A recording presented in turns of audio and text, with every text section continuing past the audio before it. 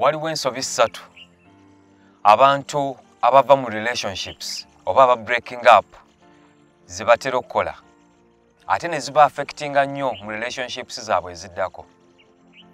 Ensobi esooka y'eyokulowooza nti omuntu ono gw'obadde naye mu relationship kati ogenda mutwala nga representinga ekikula ky'abantu oba gender gy'alimu. Bw'aba musajja nga go breaking up naye n'omutwala nga standard y'abasajja bonna abalala, n'otandika n'okugamba nti nakoowa abasajja, olw'omusajja oyo omu n'okyawa ebitonde byonna oba n'okyawa abasajja bonna. Eyo nsobi, okukozesa omuntu omu okurepresentinga bali abalala bonna abasigadde. Obeera omusajja n'oyawukana n'omukyala because akuyisizza bubi, because mulina obutakwatagana obubaddewo, then n'otandika omutwala nga representinga abakyala abalala bonna. Abakyala abalungi bangi gye bali. Abakyala b'osobola okukwatagana nabo bangi gye bali mu nsi eno. Naawe omukyala abasajja b'osobola okukwatagana nabo bangi mu nsi eno. Abasajja basobola okuwa emirembe, abasajja abasobola okuba nga babeera naawe ne mukwatagana bulungi. So, eyo nsobi okukwata omuntu omu n'afuuka representation y'abalala bonna. Ffenna tubaddeko mu relationships. Ne because nvudde mu relationship emu tekitegeeza nti abakyala bonna oba nga gwe mbadde naye tetukwataganye bulungi tekitegeeza nti abakyala bonna sisobola kukwatagana nabo. Waliyo omukyala ali eyo, waliyo omwami ali eyo gw'osobola okukwatagana naye ne mubeera bulungi nnyo ate ne mubeera basanyufu. Ensobi ey'okubiri kwe kulowooza nti gwe tolina nsobi. Mu relationship gy'obaddemu wadde oli yakukyaye, gwe n'otandika okulowooza nti tolina nsobi, tolina kyakukyayisa, tolina kikyamu kyonna. Omuntu oli gw'obadde naye mu relationship yaliko obuzibu. Eyo nno nsobi. Tulina okimanya bulungi nnyo bassebo ne bannyabo nti buli omu ffenna twatondebwa nga tulina obuntuntu bwaffe, ffenna twatondebwa nga tetuli perfect. N'olwekyo gwe kennyini abadde mu relationship n'omuntu oyo gwe mwawukanye naye olina ensobi. Era bwe weewaayo okwekenneenya n'ogamba no kati kanneezuule kambeeko bye neeyigako, ojja kukizuula nti olina ensobi z'obadde ojja okola gwe z'olowooza nti si nsobi. Omuntu yenna bw'aba tasobola kukakkana wansi n'asooka yeetunulamu n'alowooza ku kino n'atunulira kino nakiri n'azuula ensobi ze weezibadde, ekituufu kiri nti ogenda kubeera n'obuzibu mu relationships eziddako kubanga togenda kweyigako, togenda kuyiga bireese buzibu, togenda kumanya wa wava obuzibu. Tulina okwetunulangamu ne tumanya nti wano nina obuzibu, wano waliwo ensobi ezimu nga zizo, waliwo ensobi ezimu nga zaali zooli. So gwe bw'oyawukana n'omuntu n'otandika okulowooza nti gwe tolina nsobi, gwe wali perfect mu relationship eyaliwo, ogenda kutomera ku relationships ze eziddako because kitegeeza toyiga. Ogenda kufuna abantu abalina obuntuntu obufaanagana n'oli naye nga togenda kusobola bulaba kubanga totudde kwezuula, totudde kulowooza ku nsobi zo.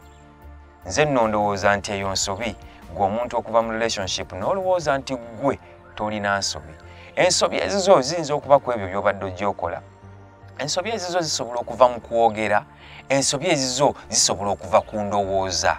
Awo wonna tusobya naye ne tutamanya. Omuntu ayinza okuba katugeze ye abadde mwenzi naye nga gwe wabirabira nawo nga mwakatandika relationship ng'olaba obuzeebwe buno naye ate n'obuleka n'obukkiriza butuuke wala ne mumala emyaka 4, myaka 5, myaka 6 oyonoona obudde naye wakkiriza omuntu gozze ng'olaba ensobi emabega, abamu ne mutuuka ne ku level ey'okuba nga mufumbiddwa abantu bano oba muwasizza abantu bano ate ne musaba divorce oluvannyuma naye ng'ebintu ebimu mwajja mubiraba. Kitegeeza naawe walina ensobi. Olina gwe gy'oyinza okuba nga tolowooza nti nsobi naye olina obunafu mu kuba nti tosobola kusengejja bantu. Obwo bunafu g'oyinza obutabulaba ng'obunafu naye buba bunafu. abantu abato manipulating, abantu abakumanipulating bakumanipulating because tosobola kwegaadinga, oli munafu. Kitegeeza olina okula, olina okubaako kye weekolako, weekolemu omulimu okyuke osobole okuba nga osobola okutegeera nti ono omuntu agenda kumanipulatinga, ono omuntu tali right, because we can all know that but we have to learn. Ate tosobola kuyiga nga tosoose kwezuula nti olina ekizibu.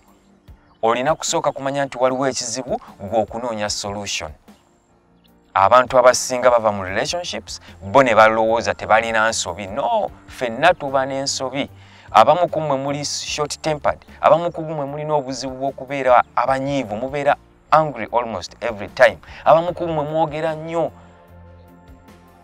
Okitegeera? So abamu ku mmwe muli defensive, kyovula nti weewakana nnyo nti gwe tokola nsobi because oli defensive. Eyo no yemu ku nsobi. Actually nze manyi n'okugamba abantu nti bw'olaba omuntu ali so defensive, ali combative, okitegeera, atakkiriza nti alina ensobi, togenda mu mukwano naye. Don't, because oyo omuntu talina kubeera ku planeti yansi. Kuno ku nsi buli omu asobya. Oyo omuntu alina kuba ku planeti ndala eriko abatuukirivu, eriko abantu abatasobya. Buli muntu lw'omulaba nga ye awalira agamba nze sisobya, ye ng'ensobi zonna aziteeka ku balala, omuntu oyo in most cases abeera n'obunafu naye tamanyi nti alina obunafu. Ensonga ey'okusatu, ensobi ey'okusatu abantu gye bakola nga bakawukana y'ey'okuba nti oluva mu relationship eno ng'oyingirirawo relationship endala. Temumala na myezi 2, temumala na myezi 3. Oli luvannyuma lwa myezi 4 ng'ayingira relationship ndala. Totutte na mukisa kufumiitiriza kw'ebyo ebyaliwo, kumanya ensobi zo zaaliwa, ensobi z'oli zaaliwa.